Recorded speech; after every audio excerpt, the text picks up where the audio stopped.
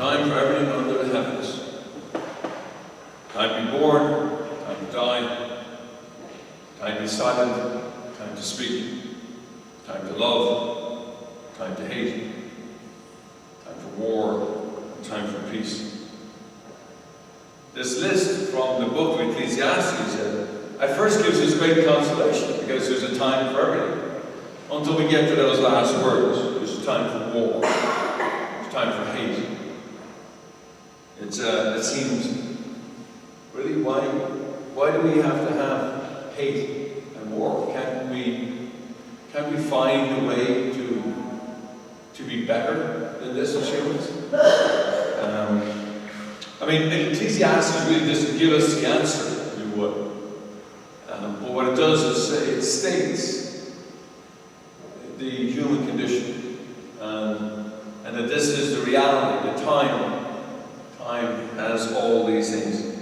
We stand in a sense in these last few days in awe of the timelessness of some of the great things that we've experienced in humanity. How could we not be completely in awe after 1,700 years before Christ? How they built this fantastic system, and it was so peaceful. And then we look at today and we see, new wars taking place in Lebanon now, extending the war, not shrinking the war. We see the war continuing in Ukraine and Gaza, now Beirut, and it seems to be that that's just other wars around the world. And then there's the war of words that we see at home so much between politicians. What does it mean for us as we are now pilgrims here in this great city of Istanbul, this timeless place of faith? That Constantine made it so powerful, like they named it after Constantinople. I remember Constantine's mother was the one who built the Holy Sepulchre in Jerusalem, of which the Lord's place of death. That's what they call the Holy Sepulchre, where he died and was raised, where he was buried, and that is a timeless shrine to Christ. And so many other things that we attribute to Helen, who really introduced Constantine, her son, to Christianity, and then he was the one who basically made it a state religion. And the irony of it is that he made it into a state religion, and today here we are now in a secular society that allows all religions, which is not necessarily a bad thing, but we come to it by faith. We come to it as a gift. So how are we to internalize all of this as we've been journeying and somewhat exhausted after this long journey, this time together as we got to here? Well, I think, this gospel has a key to us. It's the same gospel, except Luke's version of what we did on Sunday, which was Mark's version. Who do people say that I am? In a sense, it brings us back. Here we are in a different country, brings us back to our original journey. Why are we here? What are we seeking from the Lord? Who do people say that I am? We're trying to discover that for ourselves. And what the Lord says in these readings, in my estimation, is that God is at all times. God is timeless. And we see in every generation. But we have to have eyes of faith to see it.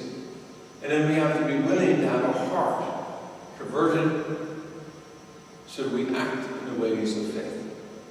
And there's no greater example of that than whose feast day we celebrate today, which is that of St. Vincent de Paul, who went through multiple conversions himself. Was a priest for many years before he converted to this journey of serving the poor, of dedicating his life to the poor, and then turning around and saying, look, the priests, his fellow priests, needed to be formed differently because they needed to have a heart for the poor. That was his whole push.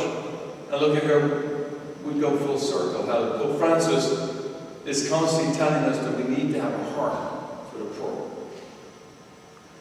So as we travel these next few days now and experience a different country and maybe poverty in a different way, and we see lots of other people, maybe we can examine the old poverty in our own hearts. What do we need to let go of, as I said the other day?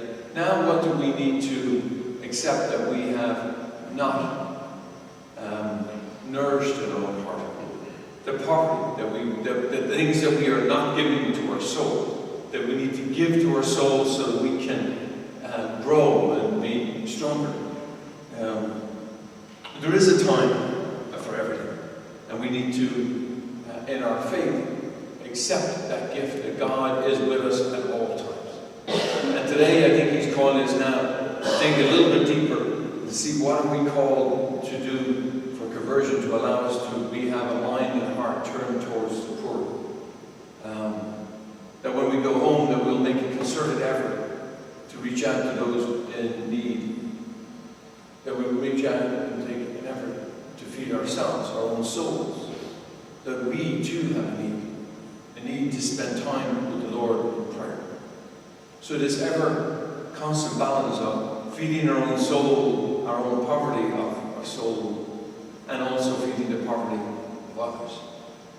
So today let us honor St. Vincent de Paul and this beautiful reading from Ecclesiastes. Remind us that God is at all times the timeless one in this great city of Istanbul, this great city of Constantinople, dedicated our lives back to the Lord.